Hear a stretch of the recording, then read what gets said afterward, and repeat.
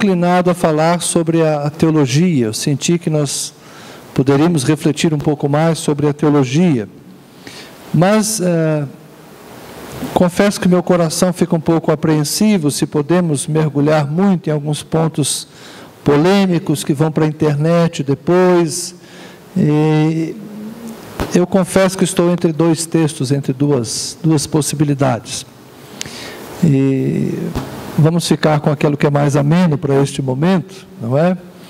Até por conta da necessidade de um aprofundamento quando a gente pensa nas mudanças teológicas necessárias para a implementação da missão integral na igreja. Muitos aqui estão interessados em começar a praticar isso na igreja. Mas nós temos alguns quês na nossa teologia que precisam ser revistos, e são coisas que talvez ofendam a ortodoxia de alguns, não é? Só vou enunciar os temas que me preocupam e depois a gente pode pensar um pouco mais sobre isso. Estava conversando com o Bruce e com a Ana, nós precisamos rever a nossa cristologia, tomando Jesus não só no seu aspecto da sua divindade, mas tomando a encarnação de fato como nosso referencial do que é a pessoa humana. Jesus é o nosso padrão, não de divindade, mas de humanidade. E nos tornarmos como Jesus significa nos humanizarmos. Alguns pensam que parecendo com Jesus nós vamos ficar divinizados. Não. Jesus não encarnou para nos ensinar apenas acerca de quem é o Pai. Jesus, na sua encarnação, veio revelar qual era o projeto do Pai para a humanidade. Jesus é o homem perfeito, é o segundo Adão. Então, quando a gente encara de fato esta obra de Jesus Cristo, não só para a redenção da humanidade no sentido do papel do Cordeiro, do que se sacrifica, mas também daquele que se apresenta como a revelação de Deus. O Pai traz ao Filho para que a gente aprenda o que é ser filho. E o Filho revela ao Pai para que a gente aprenda quem é o Pai. Nós precisamos repensar a nossa eclesiologia, porque nós ainda temos uma séria dificuldade de entender que alguém pode ser salvo fora da igreja. Nós não temos facilidade para tratar com isso. Para nós, quem não está na igreja visível, na igreja que nós convivemos, na igreja que nós congregamos, sob o nosso rótulo, esta pessoa não está salva. Aceitar Jesus para nós, ser crente em Jesus Cristo para nós, significa pertencer a uma igreja evangélica. Ser evangélico, ser crente, é ser corpo de Cristo. E se alguém não está ligado a alguma igreja evangélica, ele não está no corpo de Cristo. Talvez, não, pastor, eu não penso assim. Você não pensa assim, mas você age assim. E você procura convencer todas as pessoas a se tornarem evangélicas para, no dia do enterro dele, você poder dizer assim: ele aceitou Jesus na última hora, então nós cremos que ele foi para o céu. É assim que a gente pensa. É assim que a gente faz. Mas é um assunto complicado para a gente tratar aqui em meia hora. E por fim, a nossa escatologia tem que ser totalmente repensada. Eu falei isso no grupo de trabalho, mas esta nossa escatologia pré-tribulacionista e pré-milenista é uma desgraça. Essa pode ir para a internet mesmo. É uma desgraça do século XX, que aliena a igreja, que pensa que não vai passar a tribulação, quando ela já está vivendo a tribulação, e pensa que ela vai reinar na terra no milênio, quando ela já está vivendo o milênio. Nós devíamos ter coragem, como batistas nacionais, de repensar os nossos manuais escatológicos, que são totalmente equivocados dentro de uma escatologia marcada pelo pentecostalismo do século XX, interessante para o poder dominante de então, porque a igreja, inclusive eu disse que preguei isso há poucos meses aqui na igreja, há poucas semanas. Vocês estão esperando Jesus voltar para colocar o mundo em ordem, para que haja justiça e para que haja paz. E Jesus está esperando que a gente trabalhe pela justiça e pela paz. Então, enquanto a igreja se aliena, imaginando que Jesus, lá de Jerusalém, durante 1000 anos, vai ensinar o que é justiça e paz, essa escatologia pré-milenista, Jesus vem aqui e instala o milênio na terra, tem gerado esta igreja omissa quanto à justiça. Agora, desculpa, não dá para discutir isso em meia hora. Lá no seminário eu começo todo semestre, quando eu vou dar aula de escatologia, começo com uma classe 100% pré-tribulacionista e pré-milenista. Quando acaba, metade deles estão em dúvida. A outra metade eu convenci. Então a gente trabalha os textos bíblicos, a gente vai discutir, porque eles chegam das igrejas com um pacote pronto, que venderam para eles, não explicaram direito, mas eles acham que é isso aí. Eles só ouvem isso. Então a nossa teologia tem que ser repensada na cristologia, na soteriologia, também na escatologia, também na eclesiologia. Merecemos um novo manual de teologia sistemática com os princípios da missão integral. Quem sabe algum dia um de nós resolva, né, Mário? Escrever alguns capítulos sobre isso. Se bem que tu é muito calvinista, não sei se vai dar, mas a gente caminha junto em muita coisa. De modo que eu vou deixar um pouco de lado estas sementes de discórdia teológica e vou trabalhar um texto um pouco mais ameno. O Evangelho de Jesus segundo Marcos é uma passagem da história, capítulo 11, que muita gente às vezes tem dificuldade de entender.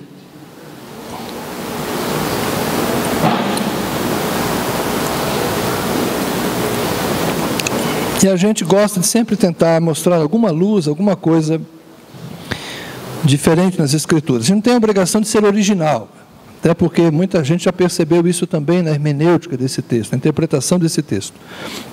Mas é um texto que pouca gente já compreendeu.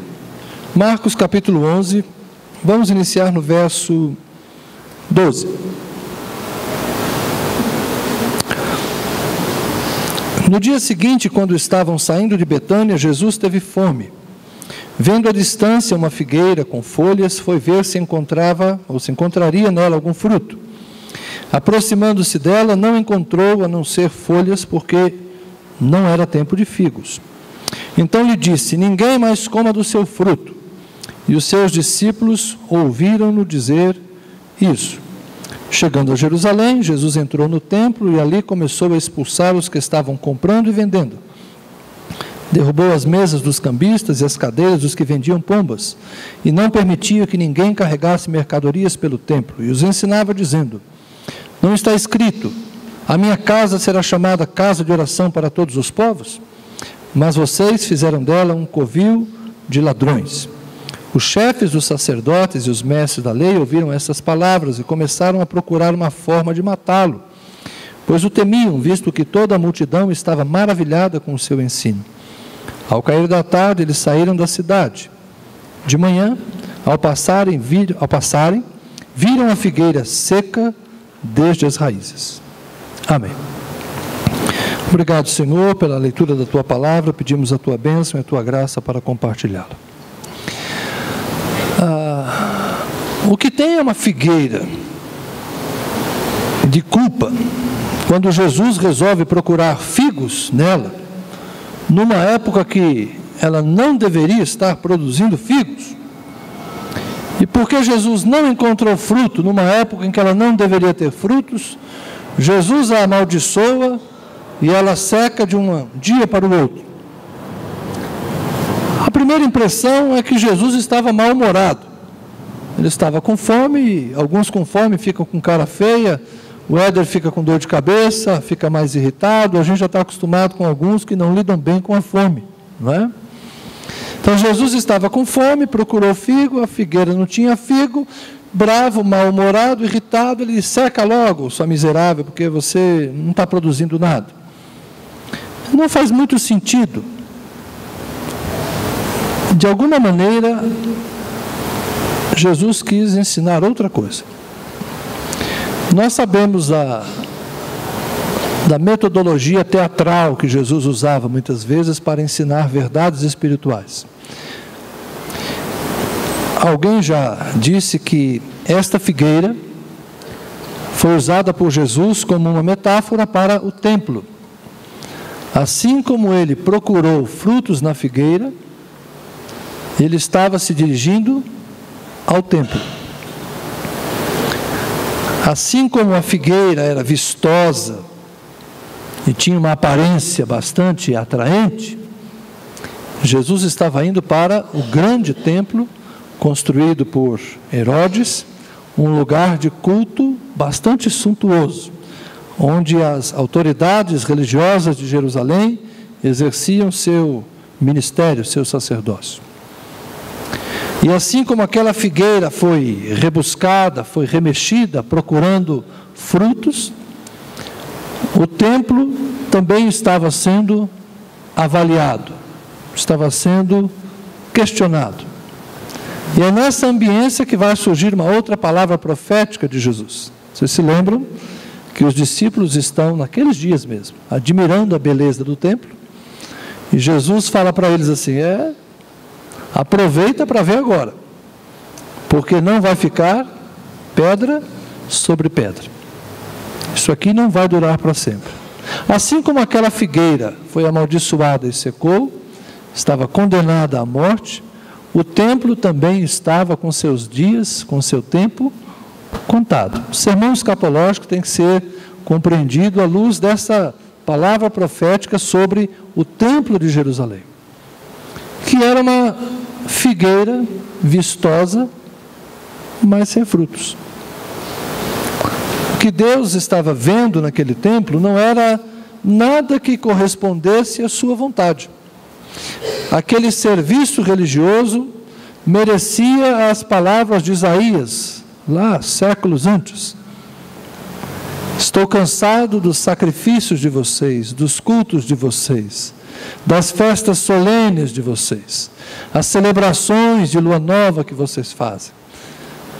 Ou dos outros profetas que disseram: o cheiro dos vossos sacrifícios já me incomodam, eu viro o rosto para não inalar a fumaça dos vossos sacrifícios.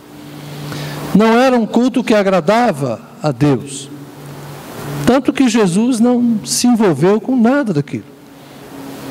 Se o culto do templo, se a liturgia do templo naquela época fosse relevante para a revelação de Jesus Cristo e o conhecimento da perfeita vontade de Deus, Jesus teria ministrado ali de alguma forma. João Batista teria trabalhado ali de alguma forma, até porque ele tinha linhagem para isso.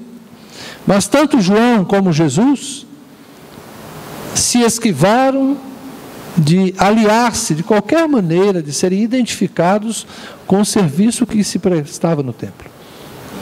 O que nós vemos é Jesus aproveitando o ajuntamento das pessoas e proferindo ensinos lá no pátio, mas nem por isso sendo amado pelas autoridades. Então, esta figueira, na verdade, representa o templo de Jerusalém. E vamos fazer uma pequena análise de quem orbitava aquele templo, quem vivia em função do templo naqueles dias, e ver se de alguma maneira nós não estamos correndo o risco de estarmos nos assemelhando mais ao templo de Jerusalém do que ao ministério de Jesus Cristo. Ontem nós ouvimos da manjedoura e do palácio, hoje eu diria que é entre o cenáculo e o templo. Onde é que está a vontade de Deus para a igreja? No cenáculo, onde eles ficaram reunidos até serem revestidos de poder, ou no templo, onde eles realizam o primeiro milagre após a ascensão de Jesus, a cura do coxo, e imediatamente são presos. E, de certa forma, constrangidos a parar de pregar o Evangelho. Então, acho que está na cara que o templo não tem muito a ver com a vontade de Deus para a sua igreja. Mas quem é que vivia ao redor daquele templo? No texto que lemos, o primeiro grupo que aparece são os mercadores. As pessoas que faziam do culto de Jerusalém o seu negócio, o seu jeito de ganhar a vida. Aquelas pessoas que aproveitavam a religiosidade para ganhar dinheiro. O templo de Jerusalém deveria ser casa de oração para todos os povos. E a gente sabe que a parte mais externa, a parte externa do templo, era destinada a quem? Aos gentios, né? O gentio não podia entrar no templo, mas no pátio externo ele podia chegar. Era um lugar de onde ele poderia orar. Mas o que acontecia agora no pátio externo? Era um grande mercado. Não havia lugar para oração no pátio externo, porque você tinha que competir com as pombas, com as cabras, com os bois, com as ovelhas, a saber quanta bicharada que estava lá, com aquele lá, troco dólar, troco reais, troco dracmas, né? Um cisterço, portanto, não sei eu como é que eles negociavam lá. Os cambistas que ficavam negociando com os irmãos e irmãs que vinham lá para adorar no templo de Jerusalém, na verdade tinham que lidar com aquele mercado que estava do lado de fora. E quando a gente pensa um pouco na igreja hoje, será que nós também não temos visto muitos transformarem o ministério, a pregação do Evangelho num grande negócio? E até mesmo num negócio da família, como gentilmente falou o pastor Jesus hoje de manhã, não é verdade? Trabalhei tanto aqui, vou deixar isso aqui para o meu filho. Se torna um patrimônio da família. Quantos não fazem do ministério da igreja simplesmente um meio de ganhar a vida? Ganhar a vida. É um negócio. E para atrair clientes, nós fazemos aquilo que for necessário. Talvez por isso nós tenhamos tanta ingerência das estratégias de marketing para o funcionamento das igrejas hoje. E às vezes a gente entra lá no banco e você vê lá a visão do banco, a missão do banco, e você vai em algumas empresas, tem lá a sua visão, a sua missão. Lembra quando nós entramos nessa onda, todos nós, de fazermos planejamento estratégico, a sua visão, a sua missão, e como é que você vai trabalhar, defina qual é o seu negócio. A linguagem do marketing comercial foi incorporada nos nossos modelos eclesiásticos, e nós começamos a aplicar as técnicas do mercado para o desenvolvimento da religião. Mas como estratégia de crescimento, como estratégia da propagação do Evangelho, para que a gente possa ser bem-sucedido nestes nossos empreendimentos. E aí nós oramos para que Deus confirme aquela nossa visão, para que Deus confirme aquela nossa interpretação da nossa missão, para que Deus, de alguma maneira, diga a nós como é que a coisa deve acontecer. Eu fui contaminado pelas mesmas coisas, e o logotipo da nossa igreja tem alguma coisa a ver com a cruz que o Carlinhos fez ontem. Eu fiz cursos destas coisas também, eu estudei tudo isso, mas se você passar a observar a sua igreja da perspectiva de um gerente, de um diretor, ainda faz aquela diferença, né, do chefe e do líder, do gerente e do líder, e aplicamos as mesmas coisas para dizer na igreja quem é líder e quem é gerente, e começamos a mensurar o desempenho ministerial dos nossos irmãos dentro de características profissionais, sejam os modelos lá do Bill Hybels com rede ministerial, seja os modelos de uma igreja com propósito para definir quem é o nosso SAM, quem é o nosso público-alvo. Será que nós temos o direito, irmãos, de escolher público-alvo para a nossa igreja? De dizer a quem nós queremos pregar o Evangelho e quem nós imaginamos que vai ser atraído pela nossa proposta ministerial? Porque isso é uma igreja com propósito. Esse é o cerne da teoria do Rick Warren. Alguém vai dizer, mas deu certo. Depende, se você quer analisar como uma corporação, é assim que se faz a coisa. Mas será que o que deu certo lá na Califórnia, numa cultura tão dominada por estas coisas, vai funcionar aqui no Brasil? Então, o mercado, o Deus mercado, é hoje o grande rival da pregação do Evangelho aqui no Ocidente. As nossas guerras espirituais no Ocidente, no cristianismo ocidental, Europa e América, contra o mercado, contra teologia da prosperidade, contra a busca do enriquecimento que tem sido o alvo da maior parte das pessoas. Eu, de vez em quando, lembro aqui na igreja aquela musiquinha típica de fim de ano, né? Adeus, ano velho, feliz ano novo. Que tudo se realize no ano que vai nascer. Muito dinheiro no bolso, saúde para dar e vender. Já dizia o grande filósofo Juca Chaves, é melhor ser rico e com saúde do que pobre e doente.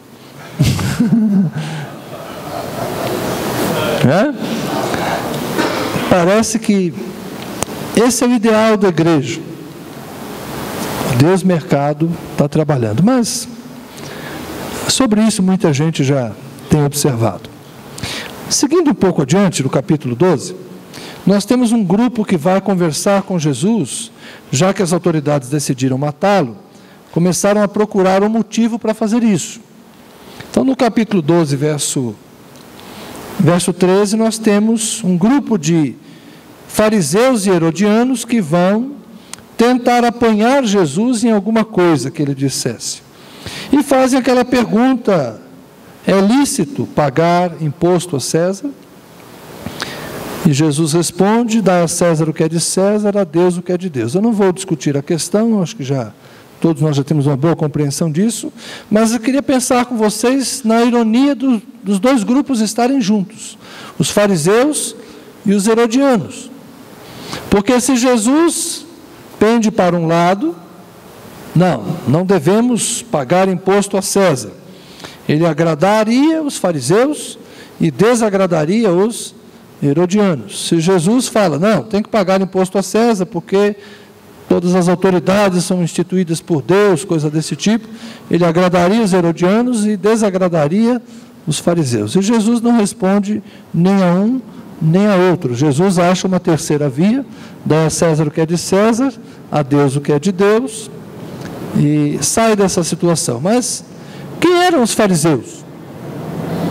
Aqueles que se achavam senhores da ortodoxia, aqueles que se achavam senhores da correta interpretação das Escrituras, aqueles que se achavam os detentores da verdadeira religiosidade agradável a Deus. Às vezes a gente vai lendo esses livros judaicos para entender um pouquinho como é que era. Uma vez eu vi a questão que levaram a um rabino saber se era lícito comer um ovo que a galinha botara no sábado. E então a resposta do rabino foi o seguinte: se você cria esta galinha como uma galinha poedeira para explorar esta produção de ovos, o ovo que ela botou no sábado você não deve comer, porque ele foi produzido num dia que ela não deveria estar trabalhando. Mas se é uma galinha que você cria solta, assim, você pode comer, porque é uma coisa natural que acontece. Parece brincadeira, não é? Tanto a pergunta como a resposta. Como é que alguém vai dizer para a galinha, hoje é sábado, dia do Senhor, não ponha ovos. Amanhã você põe 2, mas hoje você não deve pôr ovo nenhum. É ridículo tanto a pergunta quanto a resposta. Então o fariseu era isso, era aquele que achava que ele era o correto intérprete das Escrituras, ele era o fiel servidor de Deus, ele era a referência. Tanto que eles acusavam Jesus de comer com publicanos e pecadores. A parábola do filho pródigo é endereçada a eles. Vocês são como o filho mais velho, que não sabem celebrar a conversão de um pecador. Vocês já repararam como nós perdemos de vista o que causa alegria no céu? Nós imaginamos e falamos isso, irmãos, quando nós nos ajuntamos aqui, nós estamos adorando a Deus, o Senhor se alegra conosco, e Deus talvez lá em cima pensando, mas como eu gostaria que hoje um pecador se arrependesse. Haveria mais festa no céu, ou há mais festa no céu, quando um pecador se arrepende, do que quando muitos justos estão aqui reunidos. A gente esquece do que agrada a Deus, a gente começa a achar que Deus gosta mais de nós, Deus gosta só de nós. E nós é que somos as pessoas que entendemos o jeito certo de cultuar a Deus, o jeito certo de servir a Deus, o jeito certo de nos vestirmos, não é? Eu soube aí que tem pastores proibindo os irmãos de usar bermuda, uma coisa assim que eu não entendo. Os nossos costumes, as nossas tradições, aquelas coisas que nós entendemos, isso aqui é fundamental para agradarmos a Deus. E aí vai o Zé Neves Salvador, evangelizar os índios marubo, e fica andando pelado lá na tribo, igual eles. Como é que você vai lidar com essa questão? É mais fácil o missionário tirar a roupa do que fazer a tribo toda se vestir. Mas a gente faz um esforço danado, como Jesus disse para os fariseus, né? Vocês dão um mundo inteiro para fazer um prosélito. E quanto aos fariseus, não é o nosso caso, Jesus disse, e o fazem 2 vezes mais filho do inferno do que vocês. E Jesus não tinha bom trânsito com os fariseus. Quando a gente lê o capítulo 23 de Mateus, a gente percebe que a coisa era complicada entre eles. Mas nós temos ainda segmentos da igreja que aprenderam a se comportar como os fariseus. Gente que não entra no reino dos céus e não deixa os outros entrarem. Gente que está sempre com o dedo apontado para o outro. Gente que está sempre condenando o outro. Gente que está sempre censurando o outro e dizendo que ele sim é um homem, uma mulher que está dentro do padrão que Deus quer. Então, muitas vezes nós corremos o risco de nos assemelharmos aos fariseus. Eu lembro, há muitos anos, eu era noivo da Tânia, paramos no ponto de ônibus para descer para minha casa, para almoçar, num domingo, ela de calça comprida, o irmão veio me entregar um folheto, eu disse assim, obrigado irmão, eu sou evangélico. Ele olhou para a Tânia assim, de alto a baixo, o que no caso dela isso é rápido, porque o alto a baixo dela é rapidinho. A moça também é crente, porque ela estava de calça comprida, né? Chamar de irmã não dá não, a moça também é crente. O Weber trabalha lá em Irapuru agora, e o pastor da cidade está dizendo assim, olha, vocês vão lá na igreja daquele pastor, que usa barba e bermuda, né? Então é assim, e a pressão que ele está sofrendo lá. E eu falei, ó, você está indo para lá para ser um pastor batista, então lá você vai usar barba e vai usar bermuda. Ah, deixa, a cidade já está cansada e já conhece o assembleiano, vamos deixar eles conhecerem agora um pastor batista, e eles vão escolher o que eles querem ser. Se quer ser assembleiano, seja assembleiano, quer ser batista, seja batista, mas vamos oferecer uma opção. Vamos oferecer uma opção para quem não aguenta mais esse tipo de doutrina. Joga a bola com o povo. Seja vascaíno infeliz lá, não tem problema, pode ser. Né? Pode ser um vascaíno sofredor na 2ª divisão, não tem problema. Mas vamos oferecer uma opção para quem não aguenta mais esse tipo de religiosidade. Numa cidade pequena, que só tem 3 igrejas, Assembleia, Deus e Amor e Batista Nacional, nós temos que ser uma igreja diferente, porque sair da Deus e Amor para ir para a Assembleia já melhora um pouquinho, né? Mas se o cara não aguentar o peso da Assembleia, ele vai para onde? Vai para o mundo. E é o que vinha acontecendo. Então nós queremos ser uma opção. Não que a Assembleia de Deus seja uma igreja de fariseus, mas o jeito de viver, o jeito de interpretar a Escritura, muitas vezes está mais preocupado com o exterior do que com o interior. E vocês sabem que isso era uma coisa que Jesus combatia nos fariseus. Vocês são como sepulcros, por fora muito bonito, mas por dentro podridão. Então esse cristianismo de aparência já não funciona, já não deve ser procurado. Mas vocês já entenderam o recado. Mas há os herodianos também. E hoje nós temos uma igreja atraída pelo poder temporal, pelo poder político. Se os fariseus gostavam do poder religioso, da influência religiosa, os herodianos eram favoráveis a Roma, a César, eles eram simpáticos ao sistema político dominante, para de alguma maneira tirar proveito. Ora, por que alguém seria publicano? E nós não temos hoje uma aproximação perigosa da igreja com o poder? Não no sentido de ser profética e influenciar para a justiça, mas muitas vezes uma aproximação para oferir algum tipo de benefício, para conseguir os mesmos privilégios que a outra igreja consegue no Brasil.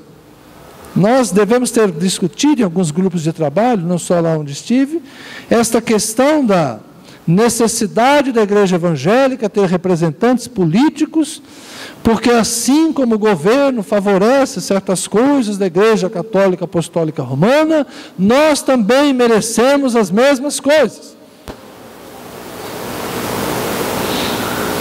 Ora, se o império naquela época, há século e tanto atrás, dizia que a igreja romana era a igreja oficial, hoje nós temos uma separação entre igreja e Estado. Mas você romper com privilégios é uma coisa complicada. A luta por direitos é justa, mas não só pelos nossos direitos, pelo direito de todos. Mas a luta por privilégios é quase um pecado, para não dizer que é mesmo um pecado. Então há uma faixa da igreja e há um grupo de pastores e líderes que têm sido seduzidos por essa aproximação com o poder. Mas, irmãos, não se iludam. Quando o poder se aproxima da igreja, não é para favorecê-la, é para usá-la. Quem está no poder sempre usa tudo ao seu redor para perpetuar-se no poder. Eu já fui chamado a algumas reuniões aqui para representar a CBN, e há hoje no gabinete do ministro das Relações Institucionais um irmão em Cristo, gente muito boa, que é incumbido da relação com os evangélicos. E eu cheguei para ele e disse assim: por que todas as vezes que eu sou convidado para estas reuniões e para estas prestações de contas, eu sinto que eu estou sendo usado? Porque todas as vezes, quando chega perto das eleições, vocês pedem para os evangélicos virem, vocês, não digo ele especificamente, né? Mas há um convite para que a gente venha e que coloquemos as nossas instituições a serviço do Estado, principalmente as nossas instituições sociais, e há um reconhecimento do valor da igreja evangélica. E quando passa a eleição, a gente não consegue nenhum tipo de convênio, nenhum tipo de parceria, nenhum tipo de ação concreta. É sempre um discurso, alguns meses antes da eleição, que vocês reconhecem o valor da igreja evangélica, o serviço da igreja evangélica e querem trabalhar com os evangélicos. Mas quando passa a eleição, a gente senta na mesa e aí os outros movimentos são sempre privilegiados e a gente é deixado de lado. Por que eu me sinto sempre usado quando venho para essas reuniões? É lógico que a resposta que eu ouvi foi um silêncio. Por que não há resposta para isso? Então, aproximar-se do poder é perigoso. Você ajuda a eleger o prefeito, depois ele talvez te ofereça um jogo de pneu para o seu carro, talvez algum cargo para algum irmão da igreja, às vezes até para um filho seu. E aí começa aquela troca de favores, né? Emprego aqui, um assessor parlamentar ali, uma verbazinha para alguma coisa diferenciada colar. Nós temos que ter muito cuidado. Nós temos o direito de participar da sociedade, de fazer convênios nos termos da lei, de prestarmos conta nos termos da lei, mas nós não queremos nem privilégios, nem perseguição. Nós não queremos o desprezo, mas nós não queremos as honrarias do palácio. A nossa postura deve ser mais ou menos como aquela de Daniel. Eu estou aqui, eu sirvo o rei, mas eu não como da tua carne, nem bebo do teu vinho. Eu não como a tua mesa. Estou aqui para servir, mas eu não como a tua mesa. Eu não vou depender do pão que vem da tua mesa. O meu pão vem de Deus. Eu creio que essa deve ser a nossa postura. Então, fariseus e herodianos estão por aí. E o terceiro grupo, ou quarto grupo, além dos mercadores, dos fariseus, dos herodianos, são os saduceus, que aparece aqui no verso 18, e perguntam para Jesus, de uma forma sarcástica, acerca da ressurreição, já que eles eram mais céticos, eles eram incrédulos, perguntam para Jesus: olha, um homem teve 7 mulheres, lá no céu, qual delas vai ser a sua esposa? Se houver ressurreição, ele é casado com qual? Com a primeira ou com a 7? E Jesus responde de uma forma natural, dizendo: olha, vocês não estão entendendo, lá no céu não é igual aqui não, lá não se casa, nem se dá em casamento, lá as relações são outras. Mas existe de fato hoje na igreja evangélica um grupo também que produz muita coisa, produz muita reflexão e produz muito ceticismo, prega mais dúvida do que fé. Nós temos há muito tempo gente que escreveu livros dizendo que céu não existe, que inferno não existe, que a Bíblia não é bem palavra de Deus, que tem coisas que são, tem coisas que podem ser, tem coisas que não são de jeito nenhum. Aos pregadores da dúvida. E a gente pensa que estão só fora da igreja, não é? Não, isso é coisa dos ateus, dos novos ateus, dos agnósticos, dos filósofos, dos psicólogos, dos sociólogos. Irmãos, desculpem, mas há também alguns teólogos que produziram, a partir da Bíblia, uma coleção de obras para desacreditar a Bíblia. Anjos não existem, dons espirituais não existem, cura divina não existe. Essas coisas são histeria coletiva, sugestão, manipulação psicológica. Jesus não vai voltar, não voltou até agora. Essa ideia de que Jesus vai voltar, isso é uma coisa que não existe. O céu é um estado de alma, o céu é uma ideia existencialista, né? O céu é uma compreensão, mas não vai haver céu, não vai haver inferno. Não existe inferno, gente. Você acha que existe um Deus que vai jogar as pessoas no inferno eternamente? Que Deus é esse que pode lançar as pessoas no inferno? Aí você vai abrir a Bíblia e vai dizer assim: não, mas Jesus disse aqui, ó, não tenham medo dos homens, tenham medo daquele que pode lançar a alma no inferno. Jesus disse: mas meu amigo, você vai acreditar em tudo que está aí? Há os saduceus de hoje que ironizam a fé, que ironizam a nossa credulidade nas Escrituras, que ironizam a simplicidade das pessoas numa expressão religiosa não tão culta como eles gostariam. Há uma parte da igreja que nos acha profundamente ignorantes. É uma parte pequena, mas é uma parte que escreve livros em muitos idiomas e são admirados por muitos. Portanto, essa grande figueira, ela tem algumas folhagens que fazem dela frondosa, mas não necessariamente frutífera. Se na época do templo, Jesus foi lá e encontrou mercadores, fariseus, herodianos e saduceus, vivendo em função daquela casa, e concluiu que aquilo ali não tinha mais significado para os interesses do reino de Deus, então era melhor que aquilo deixasse de existir.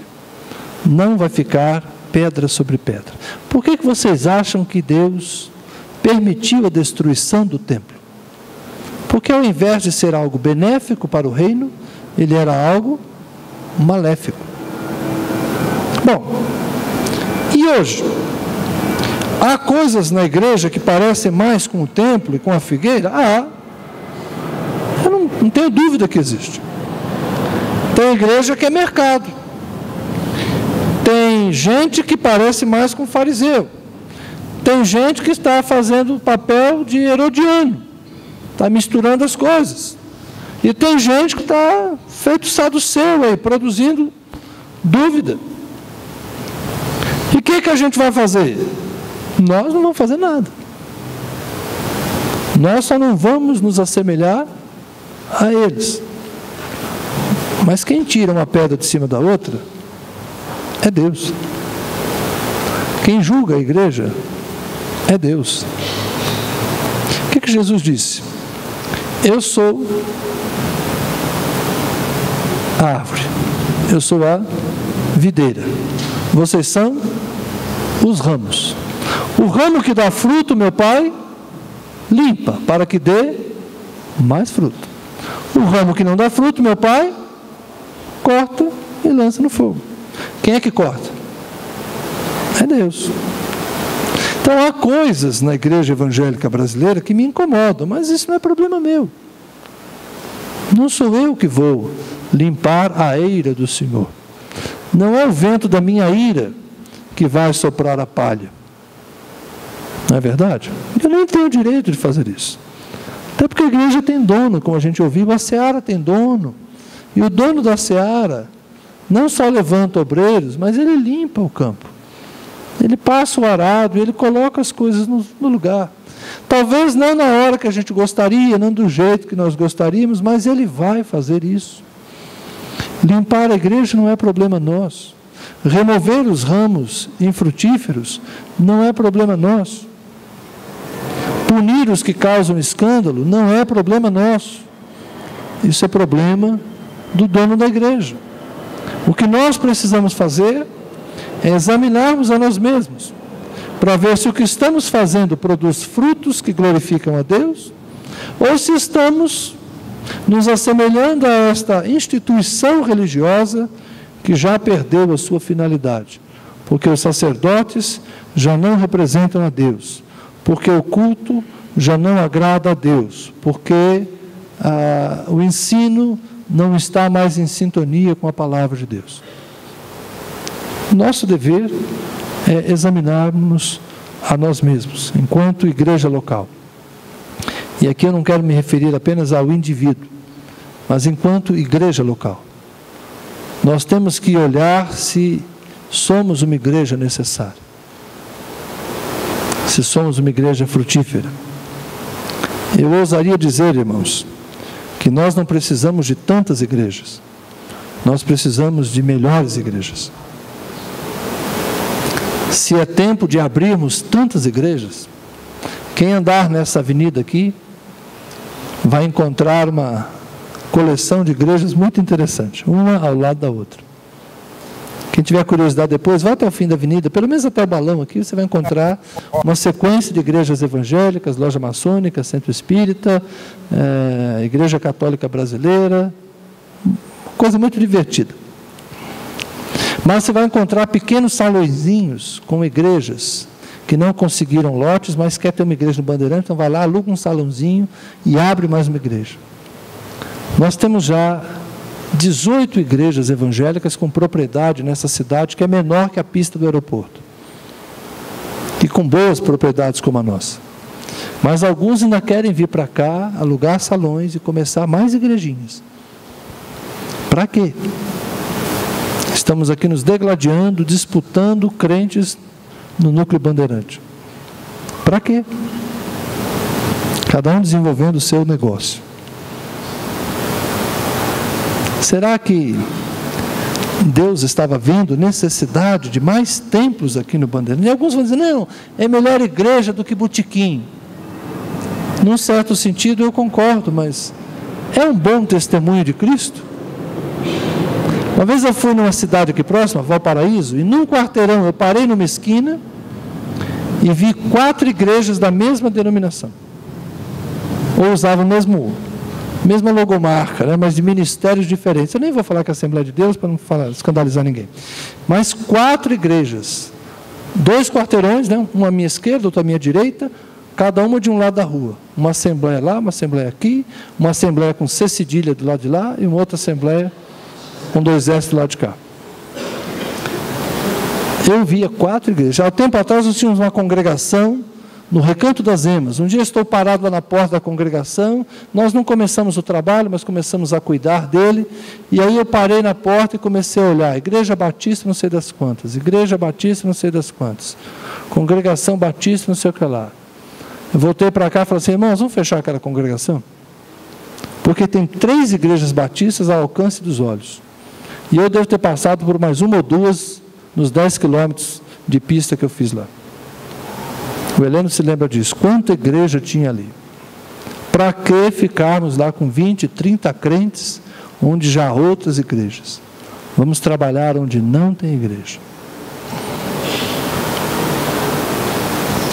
Eu creio que nós devemos repensar o que é frutífero e o que não é frutífero. O que é relevante e o que não é relevante. O que Deus quer que a gente faça e o que Deus quer que outros façam. Não é verdade? E aí, se nós formos frutíferos como igrejas locais, Deus vai nos limpar, nos aperfeiçoar, nos capacitar, para que a gente produza mais frutos. Amém? E não vamos dizer como aqueles outros, quando sai um grupo discordando do pastor, Deus está limpando a igreja, aleluia. Não. Isso é desculpa de pastor que não sabe lidar bem com as pessoas. Não, irmãos, Deus já tinha me dado um sonho de um vendaval que passava e arrancava um monte de folha seca. Então esses irmãos que estão saindo, Deus está tirando. Isso é conversa fiada, né? Na maioria das vezes é conversa fiada. Nós precisamos entender que a igreja, ela é limpa, não se dividindo. Ela é limpa com os crentes se arrependendo, se convertendo e melhorando. Deus limpar a igreja é Deus encher a igreja do Espírito Santo. Deus limpar a igreja é Deus melhorar os crentes. É os crentes crescerem. Não é os crentes saírem, não. Quando os crentes começam a sair é porque o pasto deve estar amarelinho, amarelinho. E a água deve estar sendo muito pisada, cheia de barro. Mas eu queria orar com vocês, pedindo ao Senhor que nos ajude a sermos não uma figueira sem frutos, mas ramos da videira, que produzem os frutos que glorificam a Deus. E não nos ocuparmos de julgarmos e condenarmos os outros. Entendermos que cada um está fazendo o seu papel.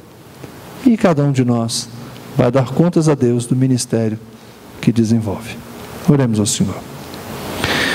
Pai Santo, obrigado porque nós somos igreja. Somos parte da igreja. Como todas as demais partes, somos uma parte imperfeita. Como corpo, Senhor, somos incompletos, porque todos precisamos do cabeça, que é Cristo. A soma de todos nós, Senhor, ainda não significa que estamos completos. Nós precisamos do Senhor conosco. Quando o Senhor está entre nós, quando o Senhor assume o controle, quando Jesus Cristo é o cabeça da igreja, quando Jesus Cristo é o noivo, que se assenhora da noiva, quando o Espírito Santo é o amigo do noivo, que está preparando, limpando, adornando, para que a noiva possa ser apresentada no casamento, nas bodas do Cordeiro, santa, imaculada, sem manchas ou rugas. Nós somos igreja quando o Espírito opera em nós, quando a palavra frutifica em nós, quando a graça se manifesta entre nós. Nós somos igreja quando representamos o reino de Deus, neste seu processo de crescimento, de influência, sendo sal e sendo luz, servindo como referência, como caminho, como roteiro, servindo como modelo, como exemplo, servindo a Deus na capacidade de preservar os valores sublimes do reino. Nós somos igreja quando a mensagem do Evangelho brota dos nossos lábios, mas também brota do nosso testemunho, das nossas vidas.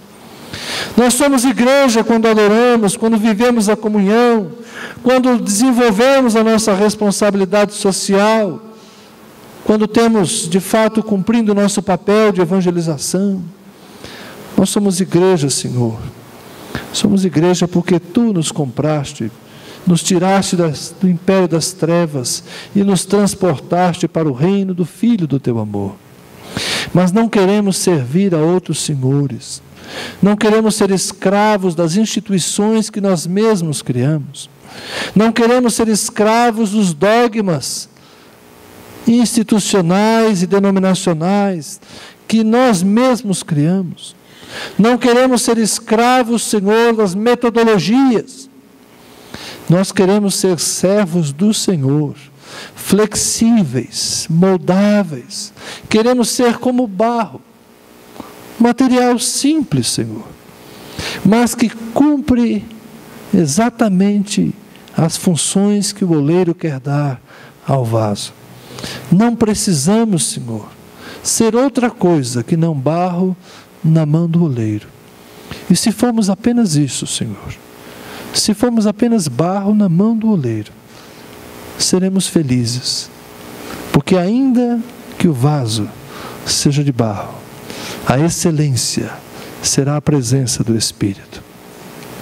E é isso que nós pedimos para a Tua igreja, Senhor, a excelência da presença do Teu Espírito Santo. Não podemos fazer a missão sem o Teu Espírito. Não podemos proclamar o Evangelho sem o Teu Espírito. Não podemos agir em obras, manifestações de poder, se não for a direção do Teu Espírito Santo. Sê conosco, Senhor, e visita-nos, edifica-nos, constrói por meio de nós o Teu reino, como pedras vivas, um santuário agradável para a presença do Senhor. Amém e amém. Ana? Não, aqui hoje eu não sou o chefe aqui, hoje o chefe é você. Obrigada, pastor. Fomos edificados.